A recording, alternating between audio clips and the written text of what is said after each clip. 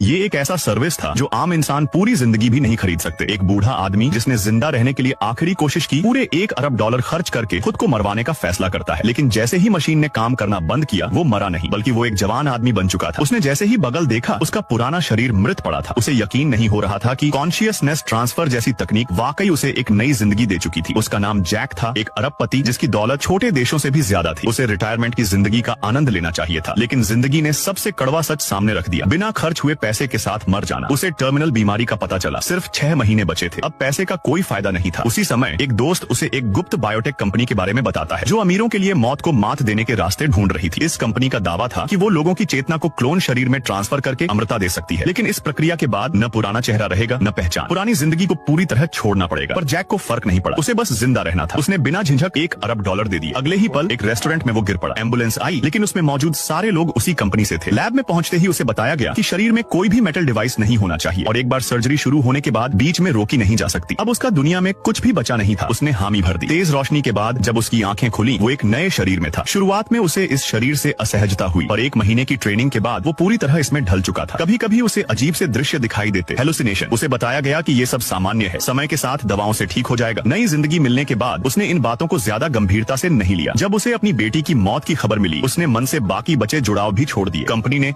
उसे नई पहचान, लग्जरी कार और आलीशान बंगला दिया, लेकिन अब उसे इन चीजों में कोई रुचि नहीं थी। पहली बार उसने जवानी का मजाक खुलकर उठाया, बिना किसी कैद के। लेकिन ये सुख ज्यादा दिन नहीं टिक सका। एक दिन जैसे ही वो अपनी दवा लेने वाला था, उसकी गर्लफ्रेंड उसे एक्सरसाइज के लिए खींच ले गई। जब होश आया, उसे तेज सिर दर्द हुआ। वो दवा तक पहुंचना चाहता था, लेकिन गिर पड़ा। दिमाग में किसी और की यादें चल रही थी, एक माँ, एक बेटी और युद्ध के दृश्य। ये सब इतना असली लग रहा था मानो उसने खुद वो जिंदगी जी हो। हैरान परेशान होकर वो कंपनी के आदमी से मिला, जिसने उसे सब कुछ कल्पना बताकर टाल दिया। लेकिन उसने कभी नहीं बताया था कि उसके सपनों में एक औरत थी, और ये बात सामने वाले को कैसे पता चली। उसे अब यकीन हो गया, वो एक गहरी साजिश में फंस चुका है। सपनों के आधार पर उसने खोज शुरू की और एक छोटे से कस्बे तक पहुंच गया, जहां बताया गया था। वहीं एक पानी की टंकी के पास एक लकड़ी की झोपड़ी मिली। वो अंदर गया और सामने दीवार पर टंगी एक फैमिली फोटो देख उसकी सांस थम गई। वो खुद उस परिवार का हिस्सा था। अब सब कुछ साफ हो चुका था। ये शरीर कोई क्लोन नहीं था, बल्कि किसी जिंदा इंसान का था। एक इंसान जिसकी एक बेटी थी, और जो शायद एक सैनिक भी रहा था। तभी पीछे से एक औरत बंद नाटक लेके नहीं आ रहा यार। माँ